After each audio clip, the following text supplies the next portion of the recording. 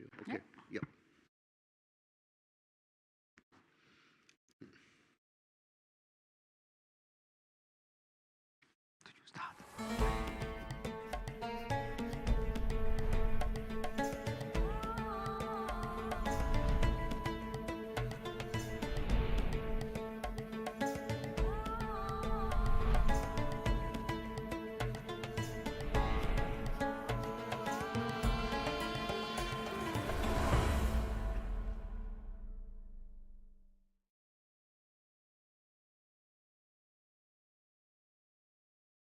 Hello and welcome to our press conference here in Marrakesh as we draw near to the close of the EBRD Annual Meeting and Business Forum. We will be taking questions from the audience here in this packed room, and also, of course, if you're online, you can send in your questions on slido.com, S-L-I-D-O, slido.com. Just choose the President's press conference is what you'll have to select, and the number that you have to put in is 917000, and this will be put out so you'll see it as you're watching if you're watching remotely. But if you're here in the room, as I say, feel free to hold up a hand. Odile, the President, Odile Renaud-Basso, the President of the EBRD, is here. We'll be making a short opening statement, and then after that we will take your questions. Obviously, if you're asking a question physically in the room, please say who you are. We'd like to know that. And online, I noticed quite a few questions are coming in already, and people are saying who they are. Odile, it is over to you. Thank you, Jonathan, and it's really a great pleasure to see you today here, both here and online. I don't see you, but I know you are there. We've had a very successful annual meeting in Marrakesh in the last 2 days, and I would like to thank really deeply and personally the Moroccan authorities and also the city of Marrakesh for welcoming us warmly and with a very, very good organization. It's our first annual meeting in presence for 3 years, and following the restrictions of the pandemic, the COVID pandemic, and it's our first annual meeting the EBRD ever had in the continent of Africa, in what we call our Southern Mediterranean region, CEMED region. We are meeting, of course, as a world which was already trying to recover from the COVID pandemic is now confronted with the war on Ukraine, which, alongside major loss of life, major destructions, is bringing also additional and fresh economic strain, threatening energy and food security in many countries where the banks operate. I think in all countries where the bank operates, we can even say that there will be some impact from this war, as well as beyond our region in all the developing world. As I was saying, the war on Ukraine will have an impact, or is having already an impact on all our countries of operation. And the bank will use all its instruments, financing, policy advice, advisory, to support all these countries. The focus of this annual meeting has, of course, been on events many, many kilometers from here in Ukraine. The war on Ukraine and how to respond, both in the short and the long term, has been at the very heart of our discussion. It's quite natural, you know, that EBRD is the first institutional investor in Ukraine. Our resident office in Ukraine is the largest one from the bank, so Ukraine is the country where we've been extremely active. That's why, since the assault on Ukraine in the early hours of 24th of February, the bank has made sure that it moved swiftly. As the biggest international investor in the country, within hours of the attack, we condemned Russia for starting the war and stated our unwavering support for Ukraine. Those words were given substance when we agreed an initial €2 billion resilience and livelihoods package for Ukraine and other countries in the region affected directly by the refugee influx, such as Poland and all neighboring countries. Then we moved with the backing of shareholders to stop Russia and Belarus gaining further access to the resources of the bank, further investment in those countries. So a formal decision has been taken with the support of our shareholders to suspend any access to EBRD resources for these two countries. Here in Marrakesh, our governors have given us guidance on how to support Ukraine in both the short and longer terms. And while moving fast to strengthen the Ukrainian economy now, we are already beginning to think about reconstruction whenever it might be possible.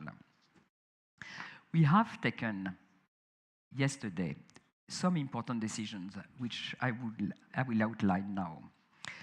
First of all, I would like to let you know that including existing donors' funds that we are channeling towards Ukraine, here in Marrakesh, donors have expressed the intention to provide an amount heading to 1 billion euros for the bank to use in response to the war on Ukraine.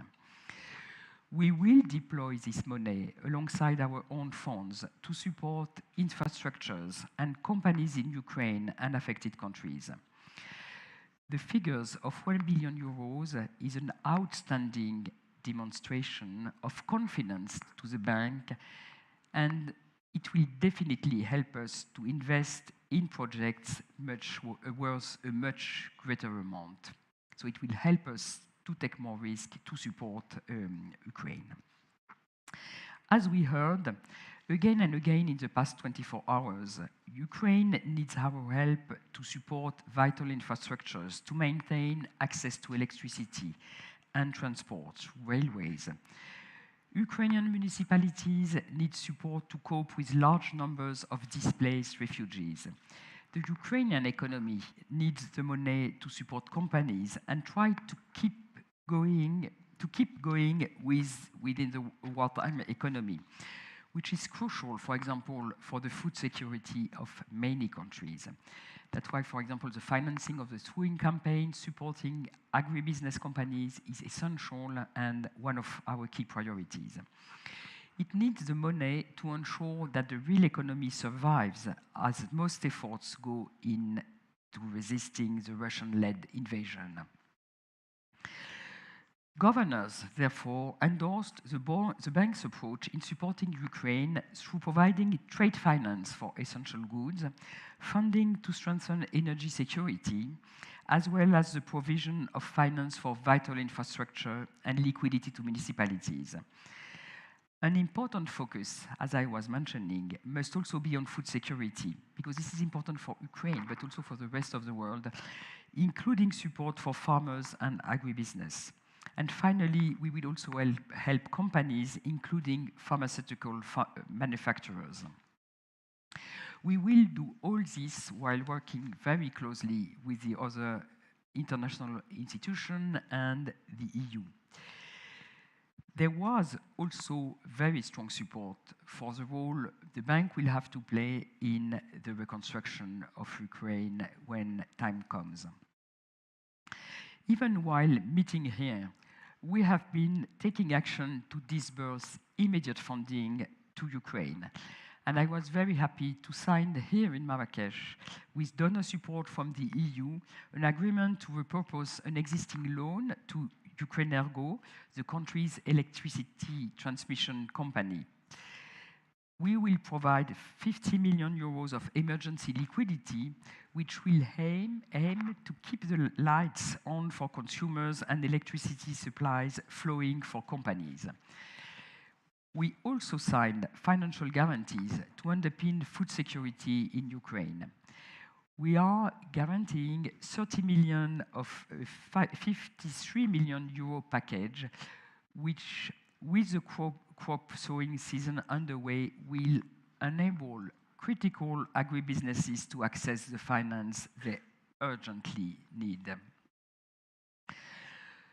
While our focus for the immediate future must be on Ukraine and other directly and indirectly affected countries, our governors also took another important decision for the bank's long-term future.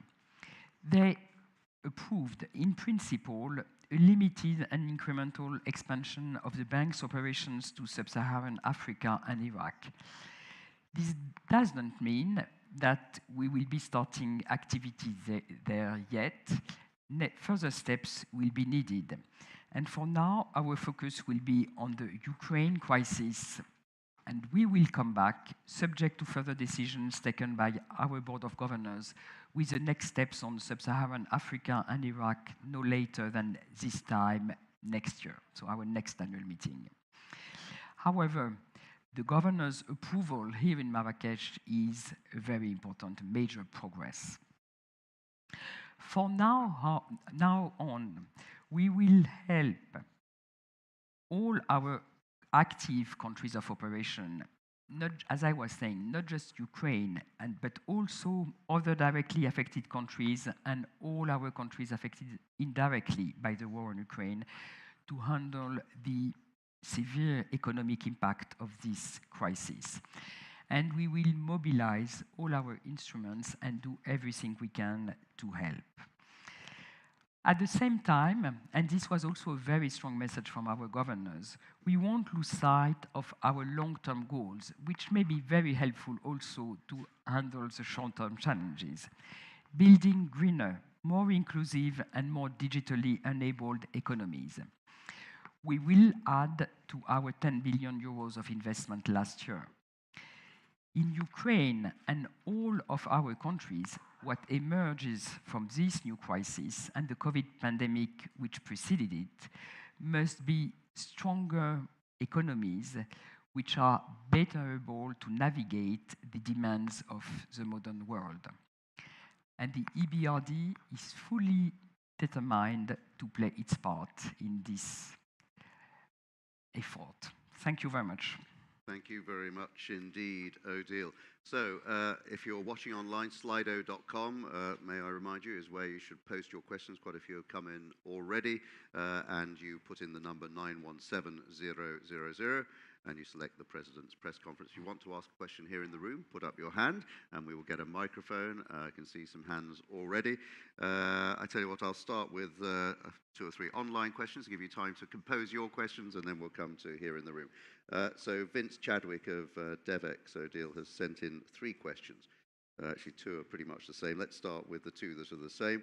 The Sub-Saharan Africa move approved in principle, but Article 1 changes set for next year at the latest. Is it time to say which countries you will go to first? No, it's clearly not time to say which country will go first. We have worked a lot on identifying our value proposal, our positioning compared with other MDBs, but definitely not time to set a list of countries and define which country we'll start with. Okay, and another question from Vince. What more does Russia need to do to warrant being suspended from the EBRD under Article 38? And will you bring this question to shareholders? This is about the suspension of Russian membership. He's asking, would we move to suspend Russian membership? Would we bring this question to shareholders? I think that is a question that is much beyond the EBRD. I think it's a question for all IFIs, and it's mainly a question for shareholders. So, mentioned by few governors, but I think that it's a global question, not a specific EBRD question, and going much beyond. I mean, it's global political decision from shareholders. Thank you very much indeed. Right, questions here. Ben, then first. Oh, sorry, okay, you've got the microphone first. Sorry. Yeah. Mohamed Zainabi, l'Observateur du Maroc. Alors, on vous a beaucoup entendu parler de l'Ukraine et c'est normal. Vous êtes une banque européenne et la priorité à des pays européens, c'est normal. Mais en même temps, vous annoncez la volonté de votre banque d'aller vers l'Afrique. Alors, est-ce qu'il y a un chiffre, un volume prévisionnel, par exemple, pour l'Afrique que vous pourriez déjà annoncer? C'est ma première question. Ma deuxième concerne le Maroc. Dans vos communications, vous avez quand même reproché, à titre diplomatique, mais reproché quand même au Maroc, ce défaut de disruption des crédits alloués au Maroc qui ne parviennent pas à la petite entreprise, aux petits entrepreneurs, etc. Est-ce que c'est une condition que vous fixez à l'avenir dans l'octroi de vos financements? Ma dernière question concerne le grand projet dont on parle beaucoup ici au Maroc et dont on entend très peu parler en Europe, c'est le projet du gazoduc Nigeria-Maroc, Maroc-Nigeria, traversant 11 pays, c'est énorme. Est-ce que ce projet vous parle? Est-ce qu'il présente pour vous quelques intérêts? Est-ce que c'est un dossier qui est soumis, qui vous est directement soumis, que vous étudiez sérieusement? Merci beaucoup. Donc, merci beaucoup pour ces questions. Alors, pas de volume prévisionnel sur l'Afrique, c'est trop tôt. C'est pas à l'ordre du jour de la même façon qu'il n'y a pas la liste de pays. Sur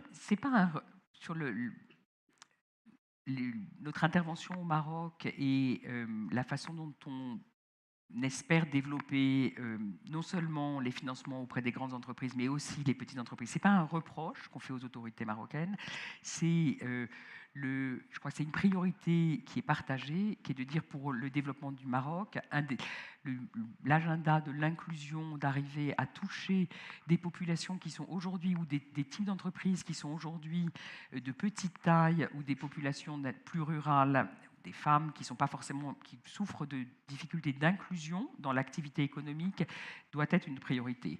Et donc, ce qu'on essaie de faire, c'est d'apporter des financements ciblés, par exemple à travers des banques partenaires, pour faciliter le développement de projets entrepreneuriaux par les femmes, ou travailler avec des banques qui sont bien implantées dans les milieux ruraux pour trouver des mécanismes pour soutenir des plus petites entreprises. C'est toujours un défi pour une banque internationale comme la EBRD, qui a pourtant une forte présence sur le terrain, mais d'arriver à financer directement des toutes petites entreprises. Donc on doit s'appuyer sur les réseaux locaux, et je dois dire qu'on a un partenariat extrêmement bon avec les banques locales et des projets, tous les types de financement qui existent dans l'ensemble de la palette d'intervention de la EBRD sont présents au Maroc, qu'il s'agisse de financement pour le verdissement des activités économiques, pour les femmes, pour le développement des PME. On travaille à des facilités pour les jeunes, pour des projets digitaux. Et donc, voilà, c'est la façon dont on essaie de toucher des populations ou des publics dont les conditions d'inclusion sont plus difficiles. Et sur le grand projet que vous évoquez, le gazoduc Nigeria-Maroc, ce n'est pas un projet, à ma connaissance, sur lequel la banque travaille spécifiquement. Ce qu'on fait beaucoup au Maroc, on est très actif et c'est très cohérent avec la stratégie du pays, c'est le financement et le développement des énergies renouvelables, sur lequel le pays a un potentiel absolument considérable. Et on voit aujourd'hui la tension et la difficulté liées à la guerre en Ukraine et les difficultés de sécurité énergétique et de prix de l'énergie, et ça conforte très fortement l'orientation vers les renouvelables. Ça ne veut pas dire que pour des questions de transition, il peut y avoir besoin d'énergie du type gaz, mais je pense que le momentum est plutôt à l'accélération des renouvelables. Merci bien, and thank you very much indeed. Ben Harris, so let's get you a microphone. So. Thank you, Jonathan. Ben Harris from B&E and Telenews. I wanted to ask, the EBRD's made a lot of money available, and that you're rushing this out in order to support the economy, the companies. Could you give us some sense in concrete terms of just where the companies are standing? I mean, the fighting is now concentrated in the east and southeast, but the Ukrainian government's taken control of a large part of the country, although there are rocket attacks everywhere. To what extent are the companies firefighting? Are they in crisis? To what extent is it business as normal? And specifically the agricultural sector, that needs to function like your chief economist said, 60% of the GDP territory is affected, but it seems to me now in the bulk of the country is starting to return to something towards normal. To what extent is it business as normal versus firefighting? Thank you. It's a very good question, and it's a question difficult to answer because the situation is, of course, very fluid, and it evolves by the day. What we see and what I think, as EBRD, we've been very impressed, but I think it's a shared assessment by all partners, is the resilience of the economy in Ukraine and the resilience of the institution.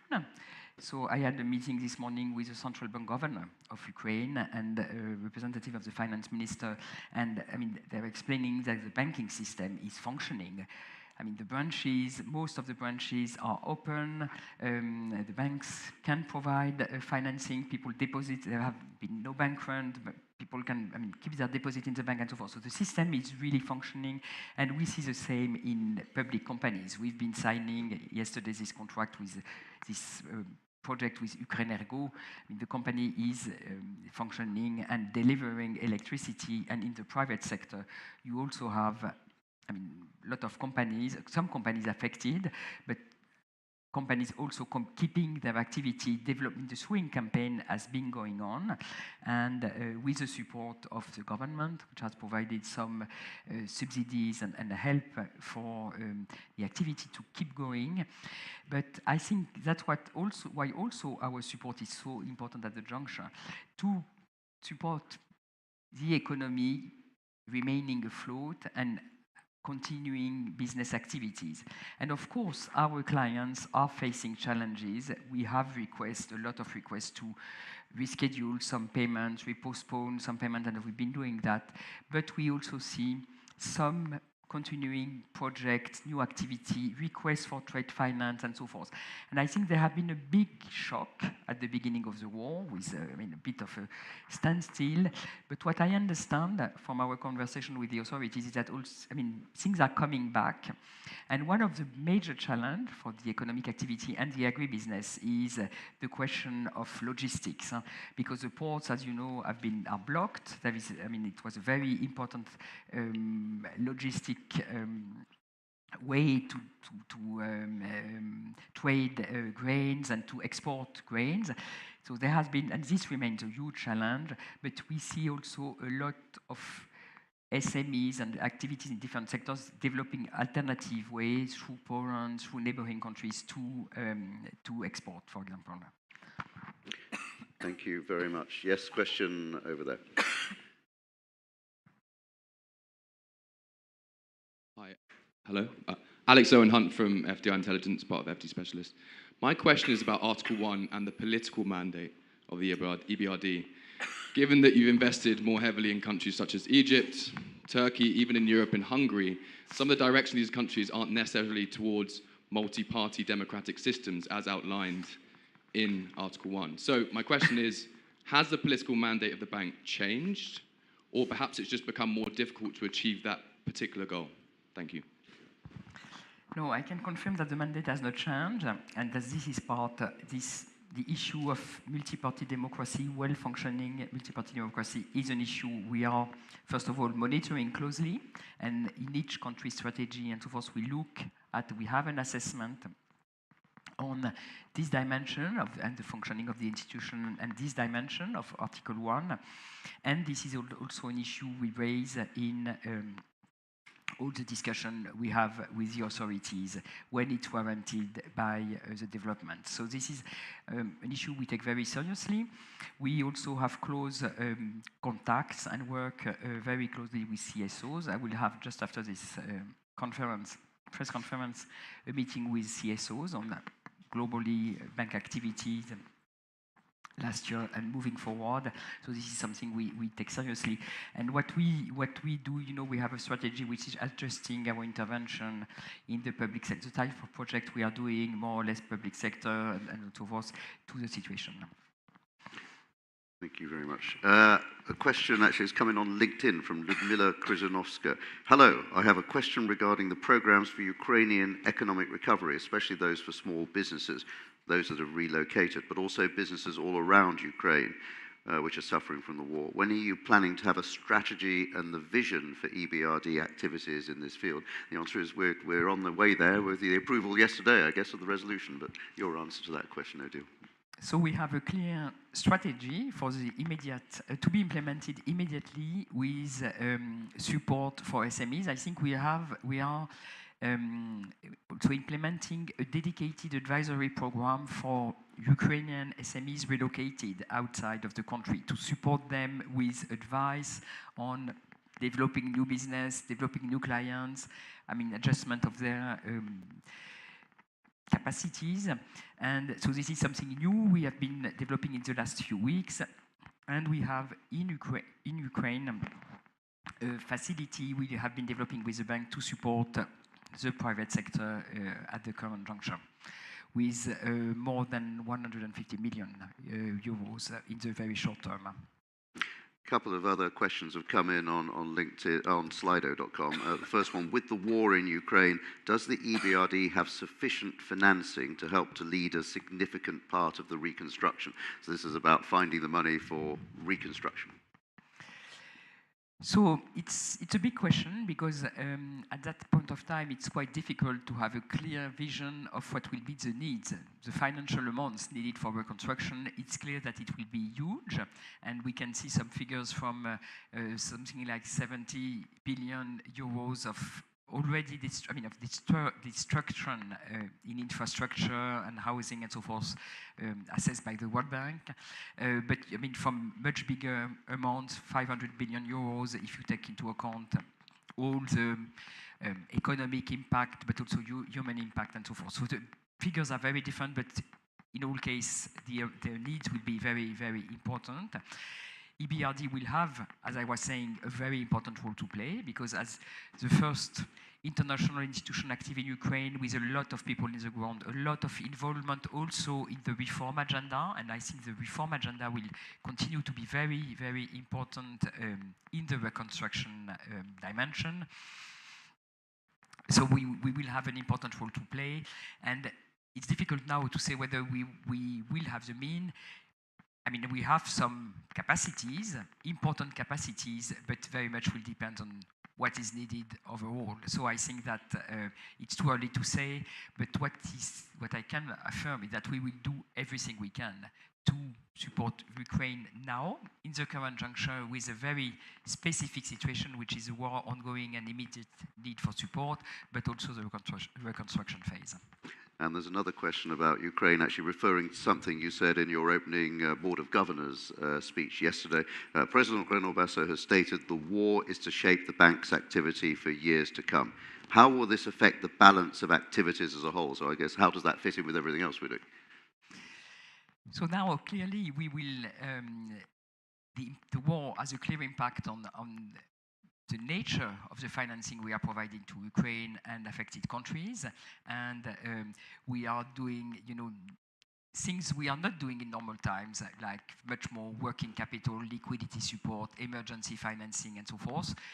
We are not, for example, in Ukraine, it's not the time to build new infrastructure and so forth, but really to support what exists and the companies in the ground.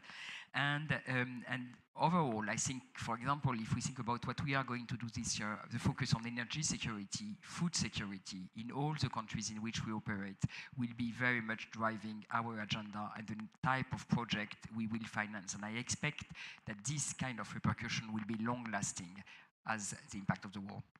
Thank you very much. A couple of more questions I think we've just about got time for. Another one from Vince Chadwick. What were your thoughts on the walkout yesterday when Russia spoke? Is it correct that Germany was the only EU country to stay in the room? I will not comment on what happened in the room in a closed session. Very good. And we move on to a question from Ms. Narant Setsek, who says, what is the main specific measure of future energy policy of the EBRD for green, inclusive and resilient development? Well, we focus on our green goals. So I think that, as I was saying, the case for renewable is bigger than ever. I think it was, we always thought that renewable was very important in to be able to deal with climate change, and part of the very important part of the response. This is even more the case, and when you look at the relative price and the question of energy security, it's even clearer now. But the question, another very important dimension of our activity in this field is energy efficiency. And because savings of energy and being more efficient is extremely important, and in particular in some countries in which we intervene, where heating is a big issue, and energy efficiency in housing, in industrial sector, and so forth, will also be key and even more important than more important than ever to deal with the green agenda. I think that we need to step up our investment, to step up our private sector mobilization, and to support innovation. For example, in a country like Morocco, green hydrogen is probably part of, a lot of big opportunity and big part of the solution for the future. Odile, thank you very much. Question, okay, before we close, over there, we will try and bring you a microphone to the gentleman in the 6th row. Merci. Moi, c'est Ben Hayoun, journaliste pour le matin. J'ai 3 petites questions, si vous permettez. Vous avez investi environ 10 milliards d'euros en 2021, dans plus de 50% dans le green business. Quel est le montant envisagé pour 2022 au niveau de tous les pays de vos présences, notamment la région CEMET? La deuxième question, ça concerne donc les perspectives économiques régionales. Vous avez donc publié ces perspectives selon un scénario qui prédit que la guerre s'arrêtera vers l'été. Est-ce qu'il y a aujourd'hui un risque que ces perspectives soient révisées à la baisse? Ma troisième question, ça concerne votre projet d'élargir vos opérations vers l'Afrique subsaharienne. Aujourd'hui, vous travaillez avec les banques marocaines. Les banques marocaines sont déjà présentes en Afrique subsaharienne. Est-ce que vous allez commencer peut-être avec des partenariats avec ces banques marocaines pour commencer à élargir vos opérations vers l'Afrique? Merci. Alors sur votre première question, sur le volume d'activité de la banque, c'est incertain. On est une banque qui fonctionne à partir de projets, donc plutôt basés sur la demande. Donc, mais l'ordre de grandeur devrait être possiblement un peu plus ou un peu moins, le même que l'année dernière. Et j'espère probablement, en fait, même ordre de grandeur avec, comme je disais, nature de projets différentes et peut-être plus, ça va dépendre de l'évolution de la situation. Sur la deuxième... Pour l'Afrique, qu'est-ce qu'on puisse faire sur le transport aérien les perspectives, effectivement. C'est aujourd'hui très difficile, dans les circonstances actuelles, de faire des prévisions. Encore plus d'habitude. C'est toujours difficile, mais c'est encore plus difficile que d'habitude, parce que les hypothèses faites sur la durée du conflit sont déterminantes sur les prévisions macroéconomiques. Et donc on a dû prendre un scénario. On a fait ce scénario avec un arrêt de la guerre, une fin de la guerre à l'été, qui est probablement... que certains pourraient caractériser comme optimiste. Et c'est clair que si la guerre dure, l'impact économique sera plus important. Et donc, on peut dire que nos prévisions sont plutôt... Il y a plutôt des risques négatifs que des risques positifs, je dirais, par rapport à nos prévisions. Donc, c'est clair que la situation pourrait être plus détériorée que ce que nous anticipons. Et c'est important de travailler avec des scénarios dans la période actuelle, compte tenu du niveau d'incertitude.